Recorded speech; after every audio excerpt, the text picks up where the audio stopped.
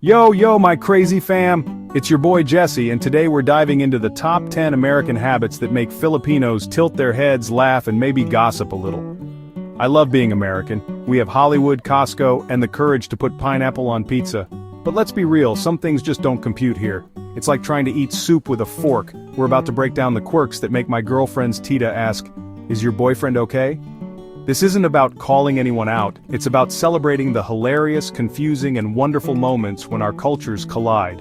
So if you've ever felt like a walking question mark in the Philippines, this video is for you. Stick around, this is going to be good. Let's start with the shoes. In the Philippines, the story of every visit begins right at the doorstep, and your footwear is the main character. Americans, we walk right in, shoes and all, onto floors that were probably scrubbed by hand. But here, that's a big no-no. Those spotless tiles, they're a point of pride, and every scuff or speck of dirt is noticed. In the Philippines, the moment your sneaker crosses the threshold, Tita appears, slippers in hand, ready for the swap. She's like a guardian of the home, making sure tradition is followed and the floors stay pristine. It's not a suggestion, it's a loving command. Shoes off, slippers on. It's a ritual that says, "You're family now, but respect the house." The pile of shoes by the door? That's our guest book. Each pair tells a story, who's here, who's visited, and how welcome you are. The bigger the pile, the better the party. It's a sign of warmth, laughter, and a house full of friends and family. Seeing someone stroll past it, shoes still on, is a cultural shockwave. It's like showing up to a pool party in a winter coat. Everyone notices and no one forgets. Pro tip, start taking your shoes off before you even ring the doorbell. It shows you get it, and you're ready to be part of the family.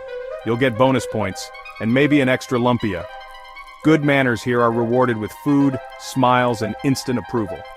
Respect the floors, respect the Tita, and you're golden. It's a simple gesture, but it means you value the home and the people in it. It's a small act, but it makes a huge impression. People remember the guest who cared enough to follow tradition. Trust me, you don't want to be the one who tracks dirt into a Filipino home. That's a story that'll be told for years, maybe even at your wedding. The shoe rule is sacred.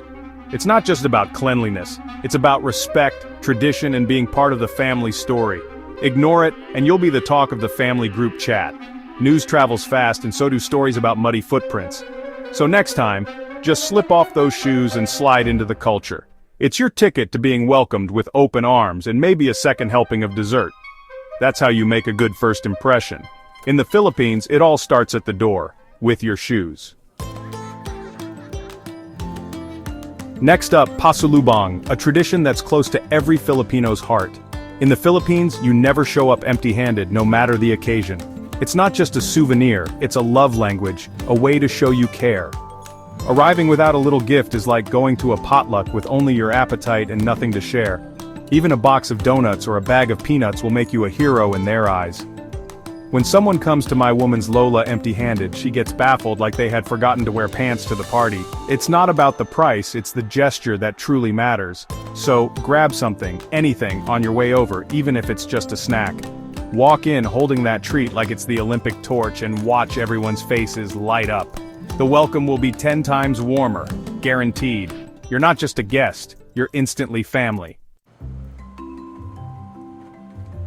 Americans are famous for being direct. Say what you mean what you say.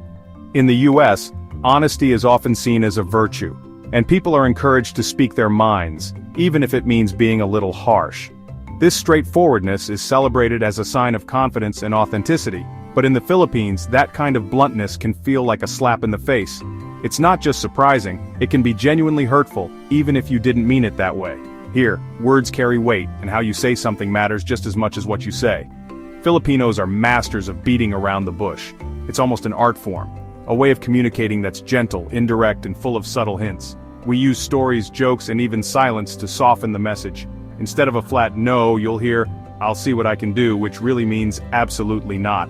Sugarcoating is an art, and we practice it daily to keep the peace and avoid hurting anyone's feelings. They value smooth relationships over brutal honesty.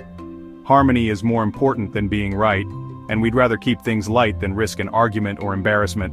I once told my fiancé's Tita, "No, that looks gross," about dinuguan, blood soup. The silence was deafening. Everyone froze, unsure how to respond because such directness is almost unheard of here. The right answer? "Oh, that looks interesting. Maybe later." It's a gentle way to decline without offending anyone or making things awkward.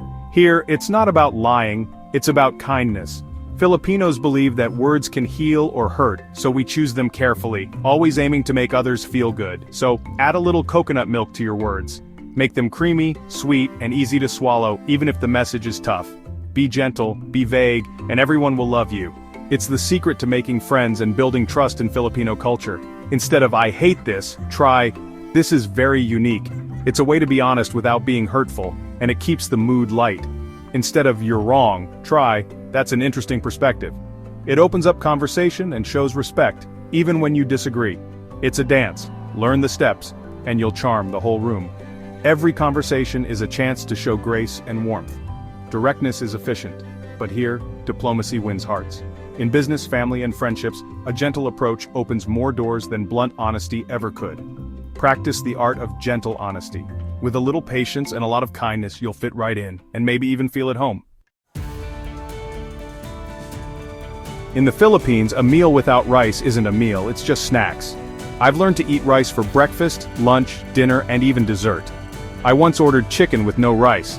The waiter looked genuinely concerned, like I needed a doctor. Salad for lunch? That's just an appetizer. Where's the rice? The protein is just the flavor. Rice is the substance. Refusing rice is like refusing a hug from your grandma. Just say yes, pile it on and enjoy. You'll be offered seconds, thirds. It's hospitality. Rice is comfort, energy, and home for 100 million people. Don't fight it. The rice will always win. Embrace the carb life. You'll understand why we love it so much. Trust me, you'll never look at rice the same way again. Respect for elders is huge here, and it's all about po and opo. These tiny words turn a simple yes into a sign of good manners. Forget them and you'll get the legendary Lola side-eye. I once skipped the po and opo with my fiance's Lola. She thought he was angry. It's like calling your boss dude. It just doesn't fit. Want to win hearts? Sprinkle po and opo everywhere. Hello po. Thank you po. Yes opo. It's a cheat code for instant respect. The Lolas will love you, feed you, and maybe even set you up with their grandchild. Use them, and you're not just polite. You're practically family. Forget them, and you're just another clueless foreigner. It's that simple. Tipping in America is a science. Percentages, calculators, the works. In the Philippines, it's more of a vague suggestion. Service charge is often included so you don't have to tip, but a little extra is nice. Americans sometimes leave huge tips. Waiters think they've won the lottery. Too much and you look like a secret millionaire. Too little, and you're kurapot. My advice? If there's a service charge, just leave a small extra. 20 to 50 pesos is plenty. For taxis, just round up. Don't overthink it. Nobody's livelihood depends on your tip, but a kind gesture is always remembered. Just don't tip more than the meal itself. Keep it simple, keep it kind. That's the sweet spot. Love is universal, but PDA? That's a different story. Especially here in the Philippines, where public affection comes with its own set of unwritten rules. In America, public kisses and cuddles are normal. Couples can be openly affectionate and no one bats an eye. Here, holding hands is sweet, a quick peck is fine. It's a sign of affection and most people will just smile and move on. But full-on movie kisses in the mall? You'll be the main attraction and not in a good way. People will stop and stare and you might even become the talk of the town. People will stare, giggle, and maybe even cover their kids' eyes. It's not just curiosity, it's a mix of surprise, amusement, and a dash of embarrassment for everyone involved. They are not angry, just fascinated and a little scandalized. It's almost like watching a live soap opera unfold right in front of us. My friend's Hollywood-style airport kiss stopped the whole terminal.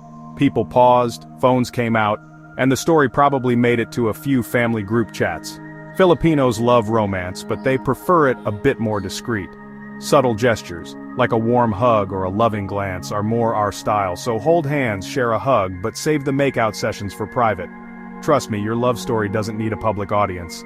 It's not about being strict, it's just the vibe here.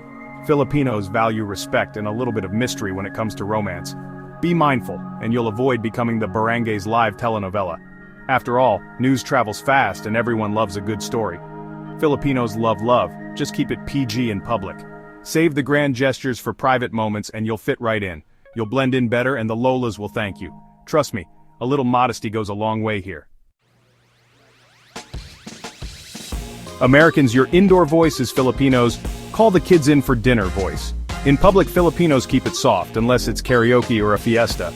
In a quiet cafe, you can always spot us Americans by the volume. It's not bad, just noticeable. Your enthusiasm is infectious, but sometimes it disrupts the peace. If everyone's whispering, maybe turn your volume down a notch, or don't, and just be the life of the party.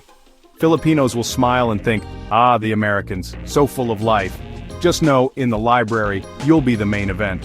Filipinos love our American energy. Just maybe dial it back in church. That's all we ask. Us Americans love our sunglasses, sometimes even indoors. In the Philippines, shades come off the moment you step inside. Filipinos want to see our eyes, it's how they connect. Wearing sunglasses indoors feels like you're hiding something. Or auditioning for Men in Black. My fiance's Tita will ask, is the sun inside the mall? Sunglasses are for the sun, not the supermarket. Take them off and you'll seem more open and friendly. Filipinos are all about breaking down barriers, not putting up walls. Save the celebrity look for outside. Inside, just be one of us. In America, eating is multitasking. On the go, in the car, anywhere. Here, eating is an event. You sit, you savor, you share. Walking and eating, Filipinos will think you're in a rush, and they will feel sorry for you. Meals are for gathering, not just fueling up. Even a quick snack is enjoyed sitting down. I once saw a tourist eating chips while shopping. Locals were mesmerized. For Filipinos, food and company go hand in hand. Sit, taste, and enjoy the moment. Meals aren't tasks, they're sacred. You'll spill less adobo and you'll make more friends. Try the Filipino pace, you'll love it. Eating together is one of life's simple joys. Trust me, it's worth slowing down. And there you have it. 10 American habits that are hilariously out of place in the Philippines. These differences make life interesting, and learning to laugh at them brings us closer. What culture shocks have you experienced? Share your stories in the comments. If you had fun, give this video a thumbs up, subscribe, and ring the bell for more adventures. I'm Jesse, and I'll see you in the next video. Know that you are valuable and that you matter. God bless and peace.